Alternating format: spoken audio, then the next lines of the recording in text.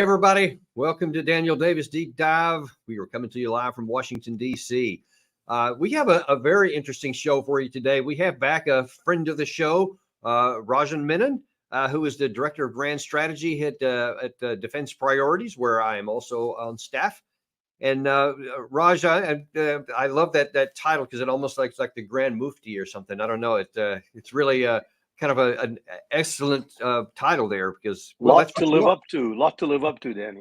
Oh, that'll be pretty easy for you. One of the reasons we have you on Deep Dive and why you're one of the friends of the show, we're going to talk about something that, as is typical for our show, something you're not going to get on the major media, and a lot of these things that people really don't understand in the United States, and it has direct impact on us. And we're talking about issues related to the Israeli-Hamas war, and how the region is reacting to a lot of these issues and what the ramifications for the U.S. might be.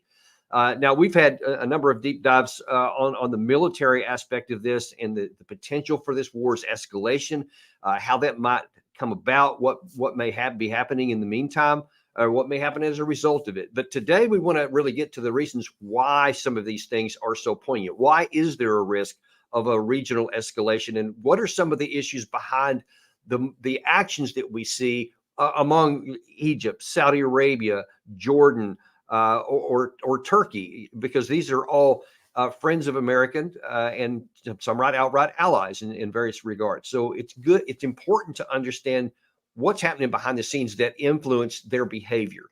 Now, we know a lot about in the U.S. About, the election cycles coming up. We know the contrast between the Congress and the White House, between the House and the Senate, the election strategies that are behind it, all that. We have a pretty good idea about how that influences, the various actions that we see here. But we don't have that same level of knowledge for the region. And so I want to dig deeper in this with you, Raj, so we can understand, have a better understanding of what may come next. And how big is the risk of regional escalation? We're going to show you some clips here from some of the major actors in here. And again, I want to reiterate, these are friends of America. And Raj, if you can just kind of give us an around the world view here, and we'll go piece by piece. But I want to start with our NATO ally, Turkey, because that has the potential, the largest potential to go bad, and the best military potential on the other side to be used in ways that are not beneficial to American national security interests, that's for sure. So I want to start to set the stage here by reminding a lot of us what happened last weekend when there was a huge rally in Istanbul, well over 1 million people by most counts, and certainly it looks like that in the video, for pro-Palestinian. And first of all, let me show you this quick report that was done on it. At a mass rally in Istanbul Saturday, Turkish President Recep Tayyip Erdogan stepped up his support of Hamas, declaring again that Hamas is not a terrorist organization, but a liberation movement. The Turkish leader went on to warn that Turkey may come in the night to Gaza, with the crowd chanting to send the Turkish military. In response to Erdogan's statements, Israel has recalled its diplomats from Turkey, setting back the country's newly restored diplomatic relations. And unfortunately, that wasn't the worst of it. He also had some pretty direct vitriol directly against the West, and this against Israel. Ya İsrail, sen buralara nasıl geldin? Nasıl girdin? Sen bir işgalcisin. Sen bir örgütsün. Dolayısıyla Türk milleti bunu biliyor. İsrail, biz de seni savaş suçlusu olarak dünyaya ilan edeceğiz. Gazze'de savunma değil, açık ve alçak bir katliam yürütülmektedir. So, Raj, so the first question is, what is the motivation and the so much anger that, because there's been protests all over the region there in the Middle East. This was the biggest so far. So first of all, just from the Turkish perspective, why are they so antagonistic against Israel and pro for the Hamas? And then we'll talk separately about what that means politically. Right. Let me, Danny, try to quickly unravel the knot. So one of the things that may be jarring to Americans is that Turkey has been a long time an early member of NATO, located on NATO's southern flank. And here we have Erdogan not just criticizing Israel, but coming fairly close to asking the question, is Israel a legitimate state? And in effect, implying not, thereby coming very close, if not aligning with the Hamas position. I should add that Erdogan's Justice and Development Party and Hamas have roots that go back, that tie it historically and ideologically to the Muslim Brotherhood. Turkey is not an Arab country. Hamas is an Arab, Sunni Arab movement. So they come out of a similar tradition. Now, what's driving Erdogan? I think he fancies himself as a major voice. Well, not just fancies himself. I think he's seen as a major voice in the Muslim world. So he's talking to the Muslim world. I think he's also talking to his own people because, again, this may come as a surprise to Americans. But I'm sorry, let me just get in there before you get past this point here. When you say the Muslim world, now, of course, we all know from our Iraq war days and all the occupation stuff, the Sunni Islam split. And so, but is that as much of an issue here? Is there one part of the world that's more or less for this, or is this something that transcends it and it's just Muslim generally? Right. So the vast majority of Muslims in the world are Sunnis. The Shia are a minority in some Sunni countries. They're even persecuted. But what is interesting in the Hamas-Israel equation is that the strongest supporter of Hamas is Iran, which is a Shia Muslim country. Right. So it's the Shia-Sunni divide quite doesn't capture it. But Erdogan, I think, is speaking broadly to the Muslim world. He's also, as I said, speaking to his audience. There's a poll, which some Americans may find surprising, in which 51% of all Turks said the United States is the greatest threat to Turkey, and only 29% said Russia was. And the attitude toward the EU is anything, if anything, even less favorable. So he's kind of seeding, as it were, fertile soil, which is fertile to begin with. Mm. Just one other point, if I may, Danny. So you showed in the clip the attack he launched on Israel, holding it responsible, asking whether it was a legitimate state, saying that it was an occupier. But he also took aim at the United States. And in fact, I'm paraphrasing here, saying that the United States was a direct enabler. Now, I don't think Israel-Turkey relations have been this bad since 2010, when Israeli naval commanders boarded a ship called the Mevi Marmara, which was a ship part of a convoy trying to block the Israeli, break the Israeli blockade of Gaza. And it was boarded, and there was a shootout, and some 10 crew members died. So I think we're at the point where we can compare the current situation to the most recent low of 2010. And the Israelis have withdrawn their ambassador right now in protest over these comments. Is Correct. that correct? No, correct. One thing Erdogan has not done. So Israel gets about 40% of its oil that comes through Turkey, largely from Azerbaijan, exiting from a port called Ceyhan, and ending in the Israeli port of Eilat for for most of it anyway. He has not made any effort to cut off those supplies. So that he has not done. Short of that, in the war of words and things are very bad. Okay, so now tell me, help us understand, because when we see these kinds of, I mean, these are strong words, and and he was emphatic, and he was giving it some of this about how it was the West was a blame, and the crowd's going crazy and all that. So we would think, man, it sounds like he's about ready to do something. He even had stronger words on Tuesday, after these were made about Israel, giving more direct, something close to a direct threat that he may one day go and attack Israel. What do you think? How can we interpret those events in terms of what he may actually do? Right. So you and I have exchanged countless emails, texts, and conversations about the war in Ukraine. And one thing I think we can agree on is during wartime, it's very difficult to predict things. So I will say this. You can see it one of two ways. One is that his rhetoric has become so vituperative that if he doesn't do anything more concrete, will he be seen in the eyes of his supporters as a paper tiger? The alternative is that by ratcheting up the rhetoric, right, he kind of saves himself from having to do anything concrete because he can point to the long record of condemnation. Now, obviously, neither you nor I can get inside his head to know what he's thinking. If I had to guess, I would say that the chances of a direct military intervention by Turkey in this conflict and going up against Israel, which some people have said could happen, I think you know at least one of them, I think that's rather slim. That's not impossible, but I think it's rather slim. I mean, Israel has a, I mean, Egypt, Turkey has a pretty good understanding of what the consequences of that would be, and I can see no upside for Turkey doing that.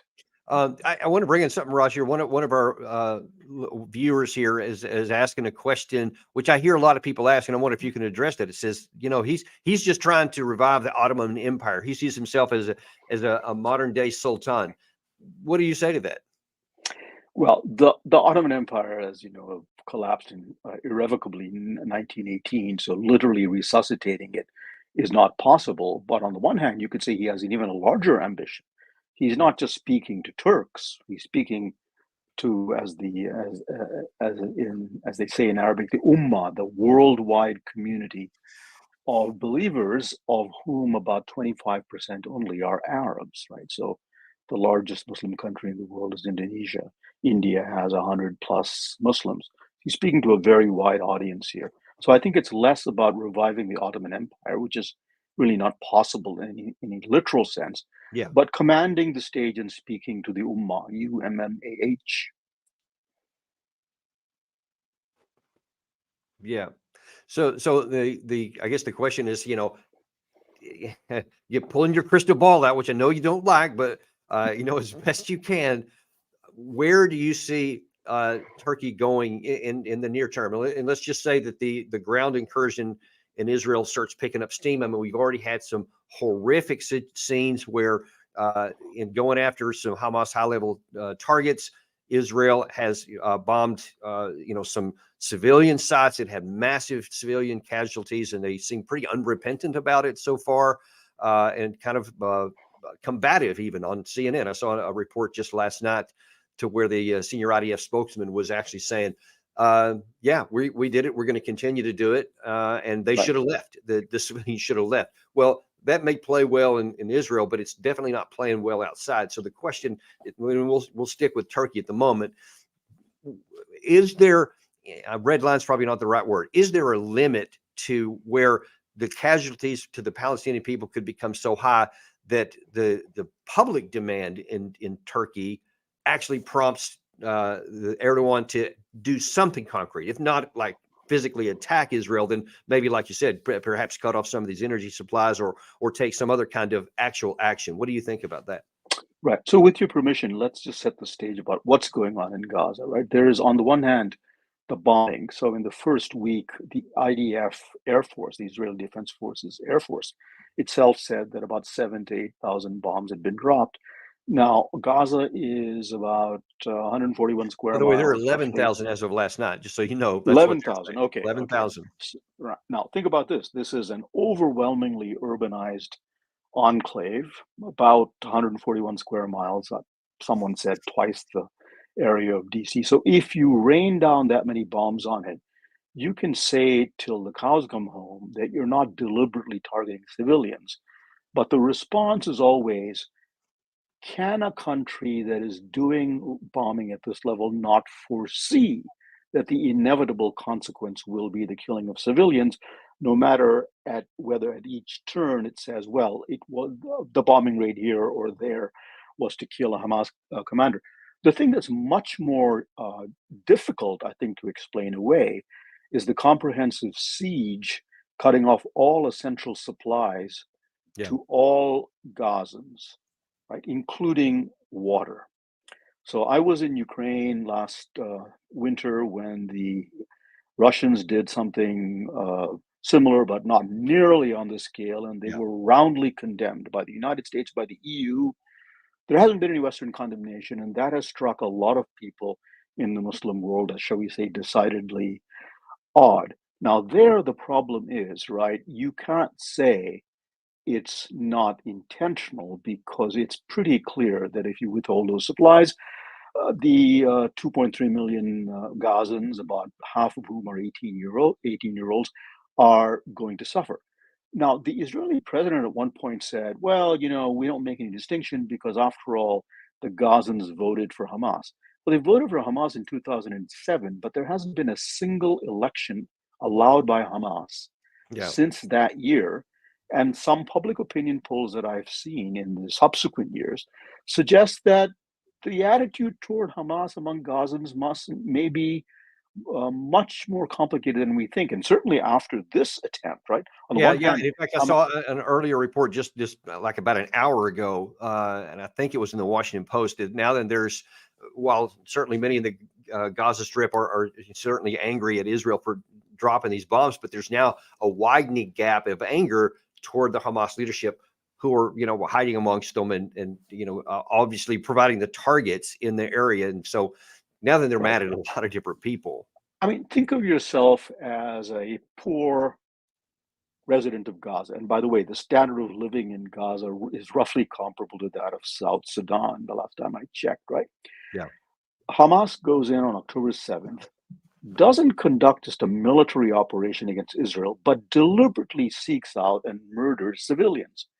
Now, it is inconceivable to me, and I think it was inconceivable to Hamas, that Israel would not react with enormous ferocity. Right. Now, who has borne the brunt of this ferocity? It's been the citizens of Gaza. So as you suggest, on the one hand, they may see Hamas valiantly fighting Israel. On the other hand, a lot of them probably realize that they're in this horrible predicament, like 1 million having evacuated to the southern half of Gaza, carrying their children, not knowing where they'll live, not knowing where water and food will come from. And I think they would say to themselves, why are we in this predicament? Well, because of what Hamas did on October 7th. Right. So now then that leads to how this is being viewed outside of Gaza. And I'm going to shift to Jordan here in just a second, but because there's some very pointed comments that came from King Abdullah II.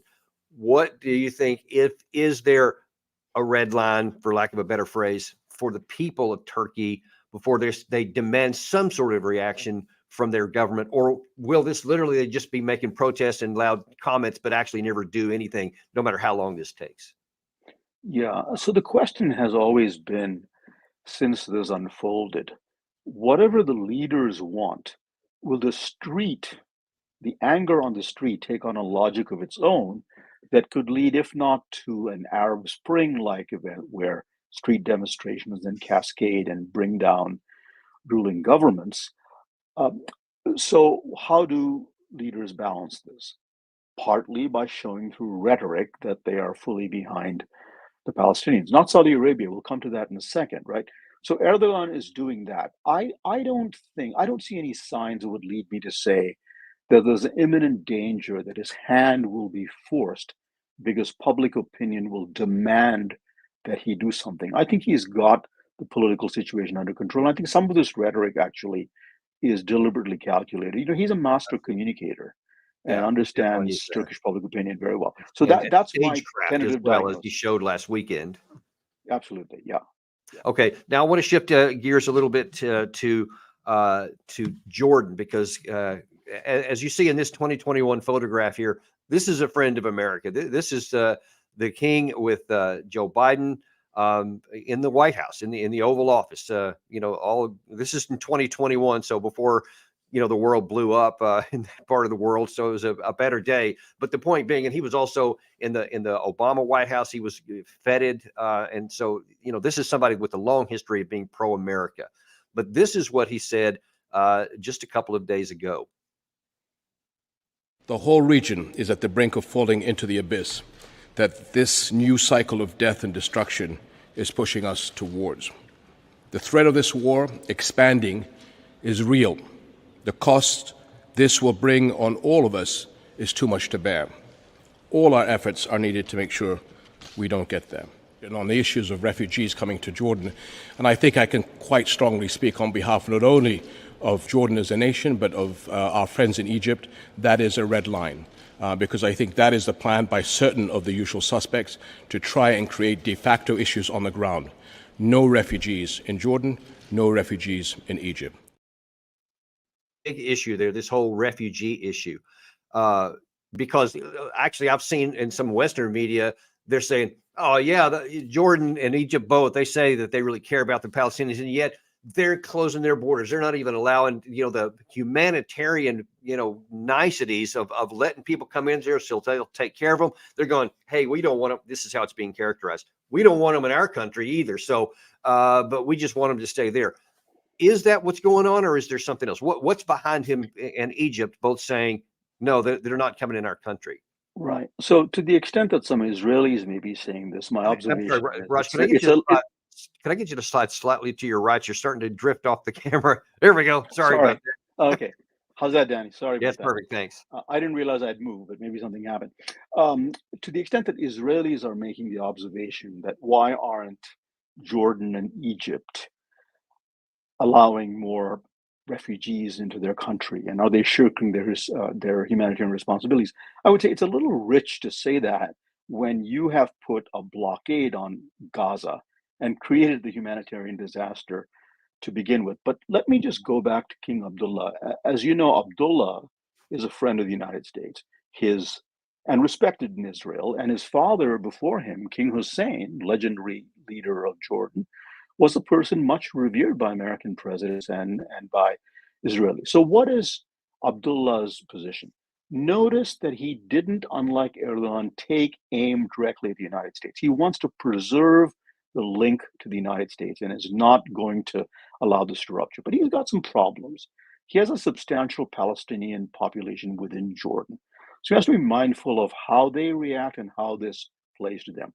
He has to think about the effect on the wider world. Now, he mentioned Egypt in particular, and he said neither Egypt nor Jordan will allow, I'm paraphrasing here, the emptying of Gaza. Now, what does he mean by that? I think he's saying that in the guise of a humanitarian catastrophe, Israel may call upon Egypt and Jordan, especially Egypt, because of the Rafah crossing into Egypt from southern Gaza, to take in these refugees. And there is a fear, unfounded, founded, it doesn't matter. There is a fear among some major Arab states that will simply allow Israel to empty the Gaza Strip in whole or part and occupy it, annex it, whatever, and they do not want that to happen. So that is where Hussein is coming from. I think it's very obvious to you and your audience that the register in which he spoke, the tone that he adopted, is vastly different from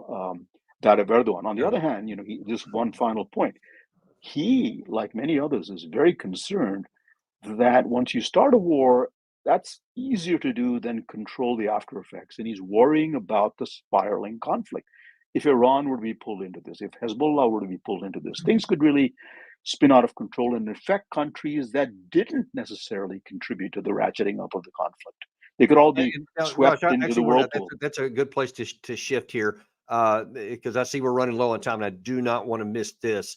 If you can make any comments on how things are looking in Saudi Arabia, that would be great. But I really want to focus on the Hezbollah angle. Now, I think it's very clear. Obviously, they're strongly backed by Iran, and everybody understands that connection.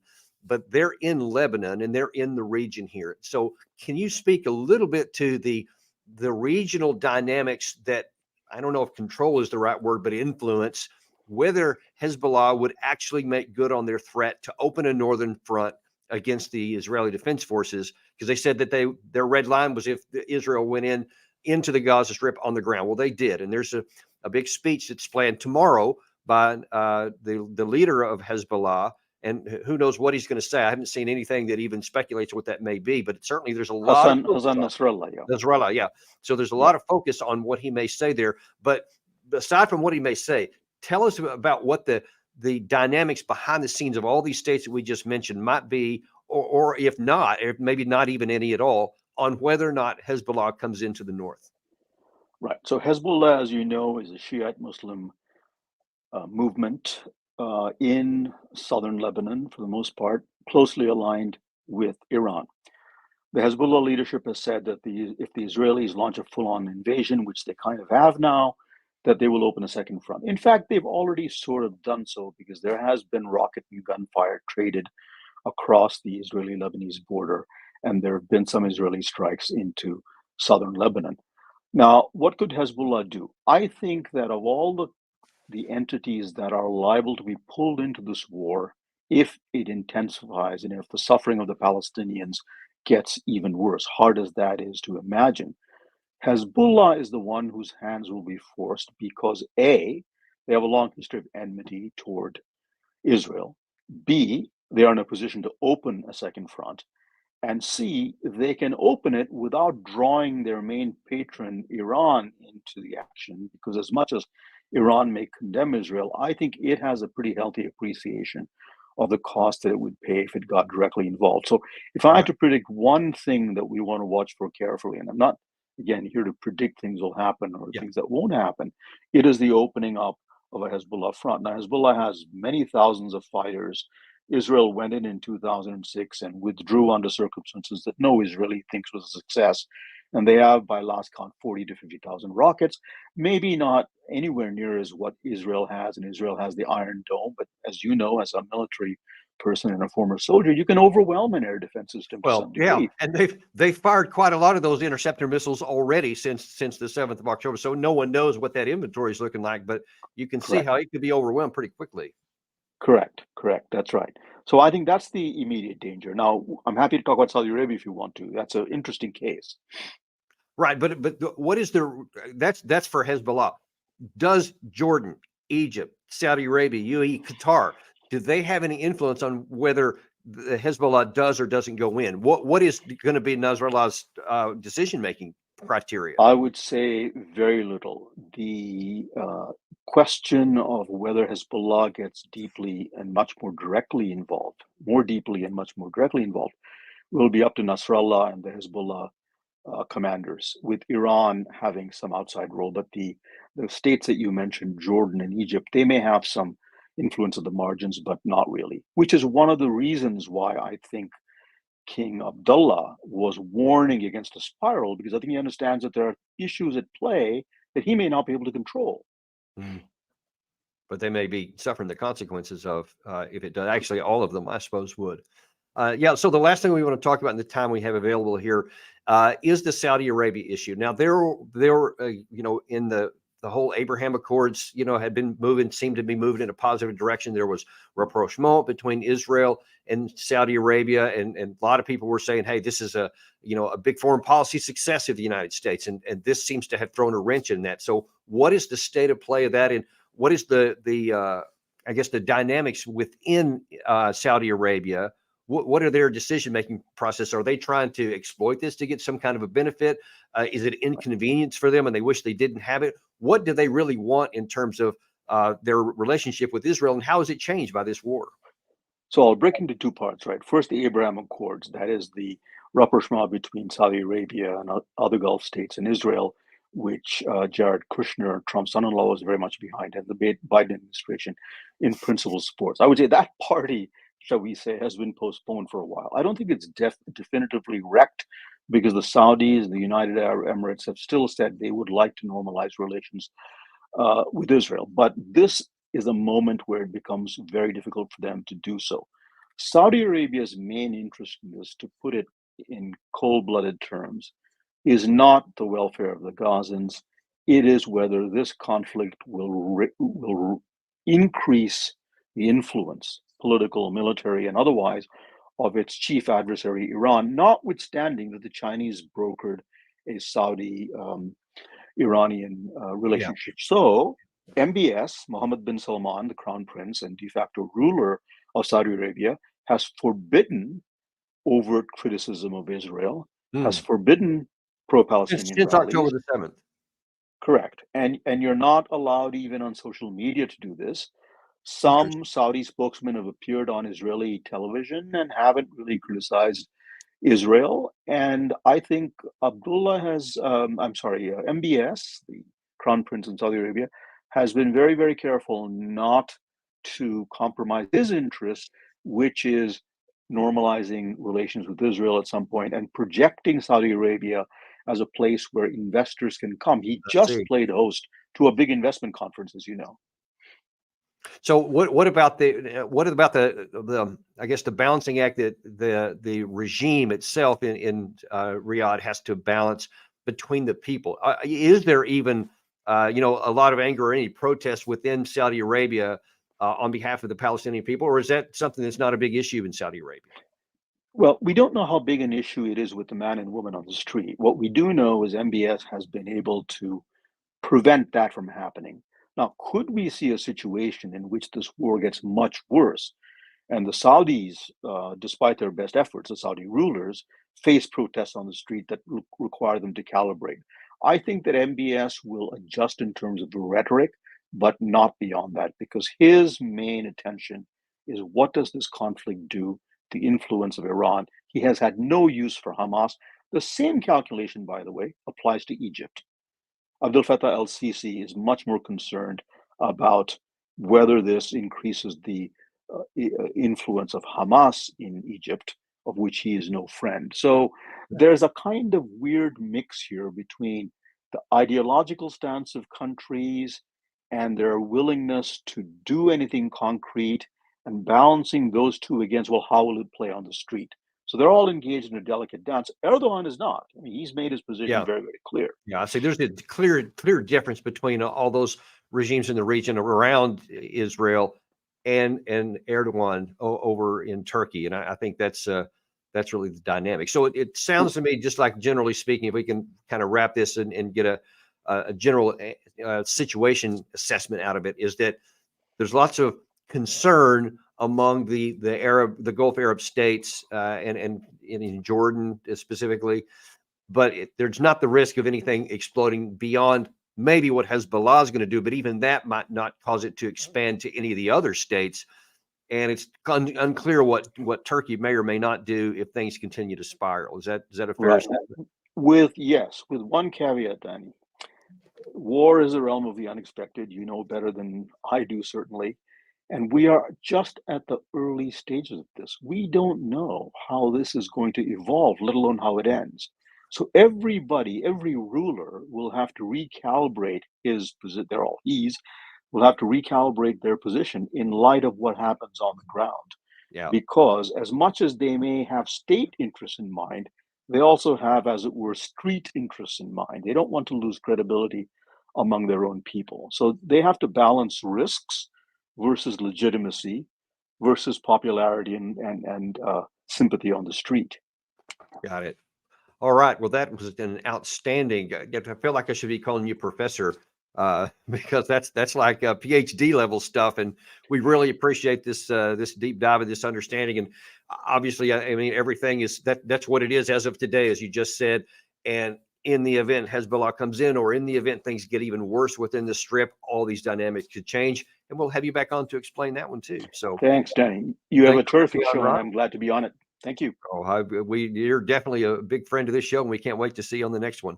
And we can't wait to see you on Deep Dive. And boy, you see here that we're providing you a level of analysis and information you're just not getting anywhere else. So we ask you to like, subscribe, and share to all your friends so that they have access to the same information you do, so that you'll be more informed and you'll know more what's going on than other people do. Thanks very much for this episode. We'll see you on the next episode of Deep Dive.